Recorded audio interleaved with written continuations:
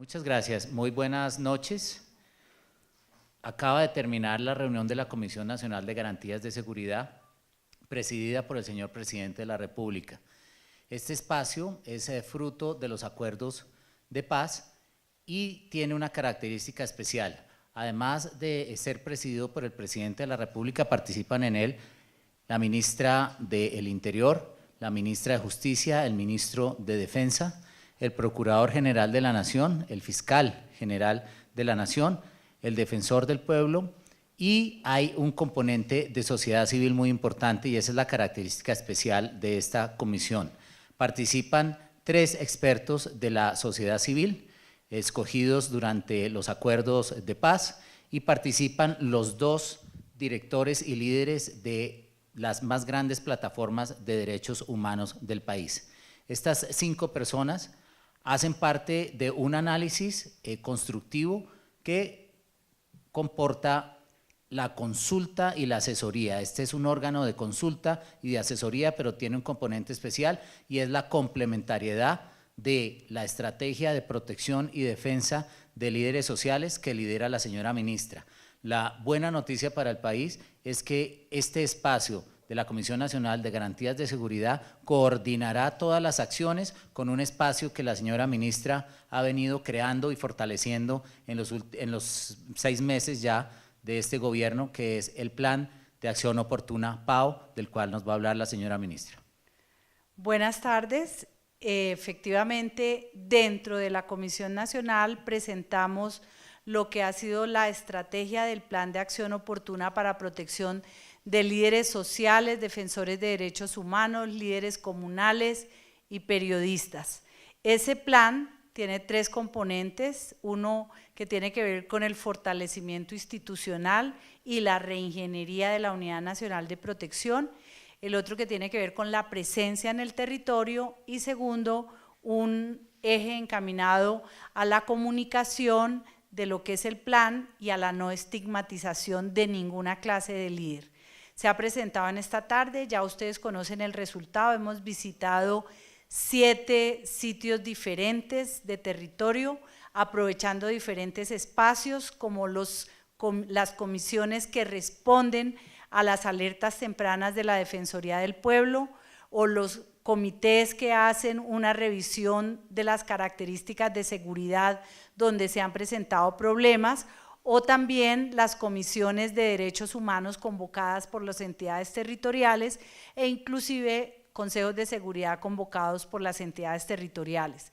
¿Qué pretendemos con ello? De un lado tener el componente de garantía de seguridad, que según las alertas de la Defensoría del Pueblo, el 40% de las recomendaciones van encaminadas a garantizar la seguridad derivada de la acción de la fuerza pública, es decir, fuerzas militares y de policía, y de otro lado una acción social que, como lo dijo el presidente Iván Duque esta tarde, viene acompañado de instituciones como el SENA, el Bienestar Familiar, INVIAS, la Unidad de Víctimas o la Consejería para la garantía del cumplimiento de los acuerdos. Es decir, todo esto es un paquete de trabajo colectivo.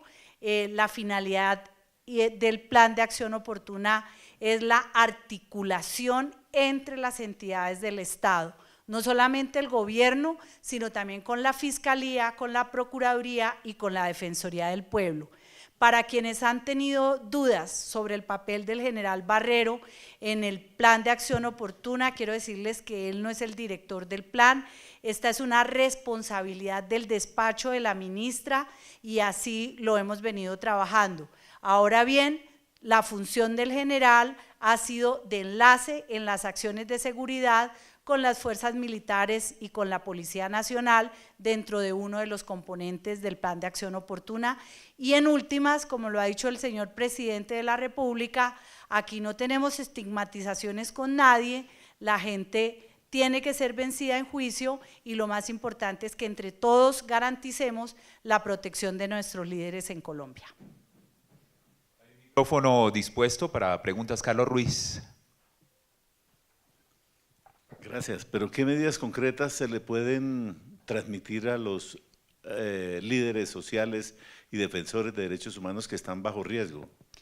Una vez se conoce el riesgo, pues se hace un análisis del nivel del riesgo y de allí se derivan dos opciones.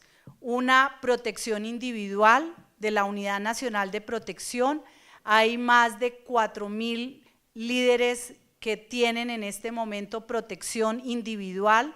De hecho, desde que llegó el gobierno hasta la fecha, se han activado 1.000 esquemas de protección para líderes en los diferentes niveles de acuerdo con lo que determine el estudio de riesgos, y también hay 35 medidas de protección colectiva para algunas comunidades. Cabe resaltar que analizamos los sitios en donde mayor cantidad de atentados y de amenazas contra líderes se presenta, coincide con las alertas de la Defensoría del Pueblo y con aquellas zonas en donde hay mayor número de cultivos ilícitos. Es decir, el nivel de riesgo se desprende básicamente del narcotráfico, de la lucha por el control territorial en algunos sitios determinados del país, algunos temas de conflictos de tierras que están siendo atacados por toda la estrategia de seguridad derivada de las fuerzas militares y de policía.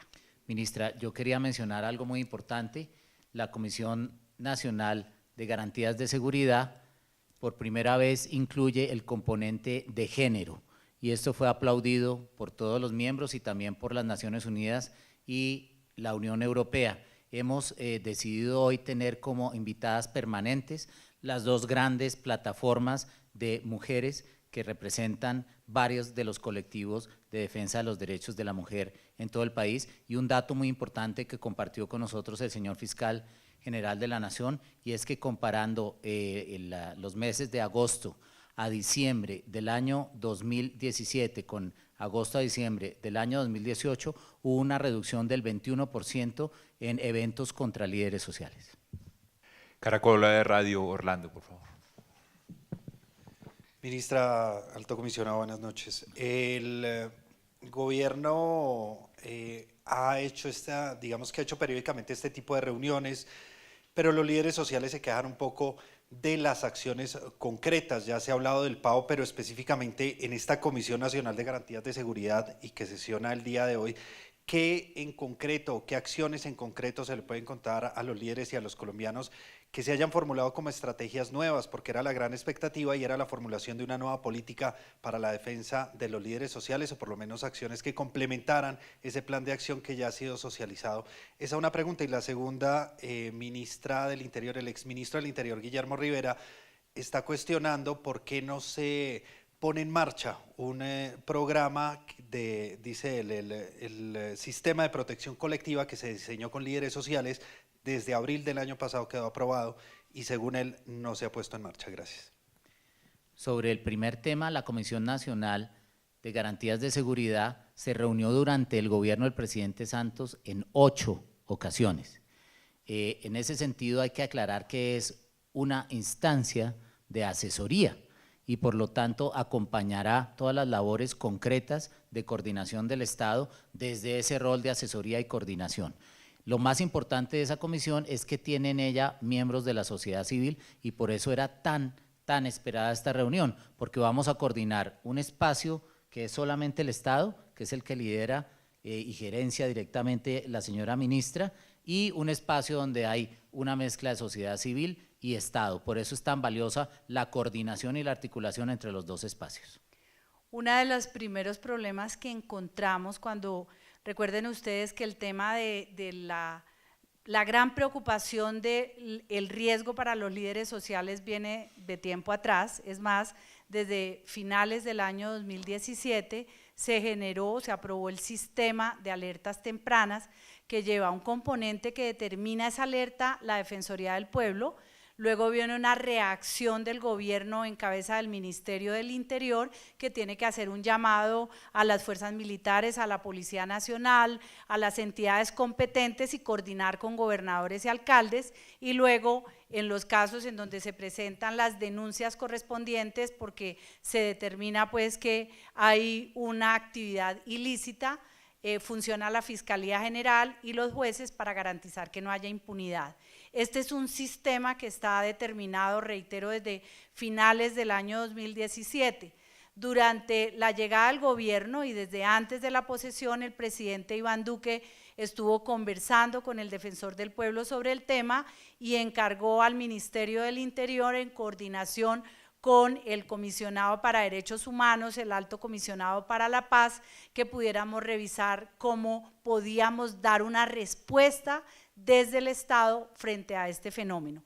¿Qué ha pasado? Pues con los acuerdos de La Habana se generó una institucionalidad orientada específicamente a garantizar los acuerdos de La Habana, pero el Estado no se puede quedar solamente en ello, y por eso nuestra tarea ha venido orientada a la protección individual y a la protección colectiva dentro del marco jurídico actual del Plan de Atención Oportuna y obedeciendo a la realidad del momento en el país, un momento que realmente va cambiando, porque reitero, el gran problema se deriva de las 200.000 hectáreas de coca que hay en Colombia, y esto ha venido creciendo o vino creciendo en los últimos años. Luego las circunstancias van cambiando y el gobierno tiene que reaccionar para garantizar la seguridad.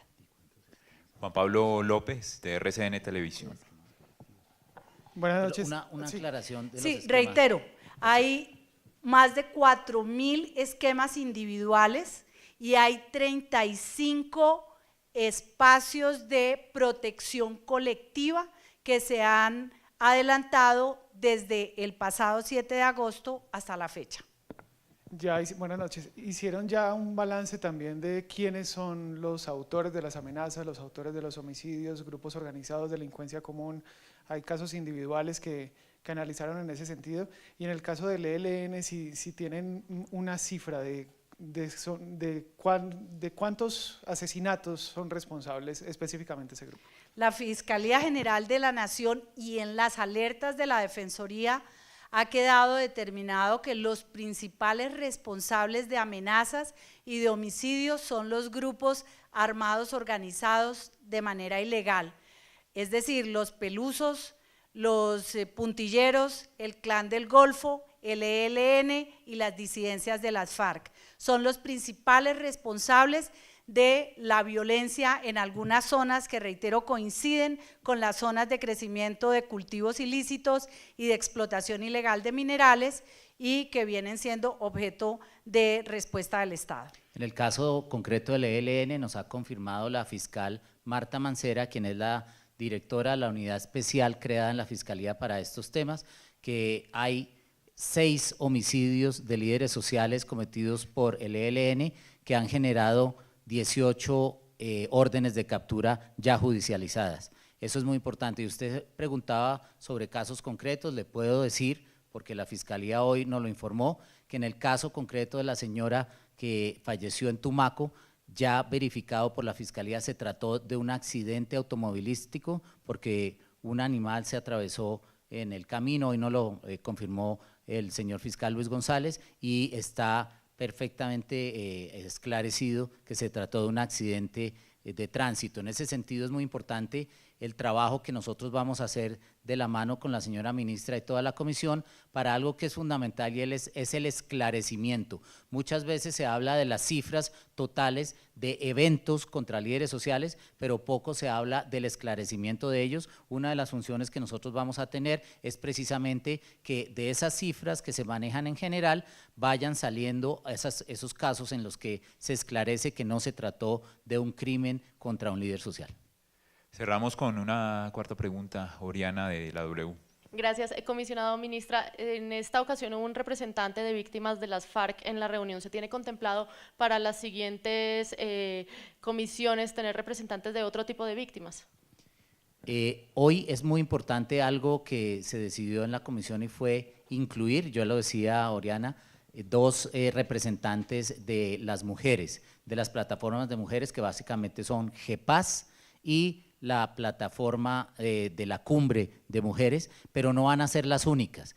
Va a haber un grupo de trabajo dentro de una mesa que ya viene trabajando con el tema de género, donde van a estar esas 2 organizaciones y otras más. Una es la alta instancia que participa en la CECIBI, y una red de protección de mujeres. Igualmente, en el tema de víctimas, y esto responde a su pregunta, hay unas subcomisiones que trabajan con víctimas y por supuesto no estaban representadas las víctimas de FARC, sí las otras víctimas, y por tanto consideramos que era justo incluir las víctimas de FARC.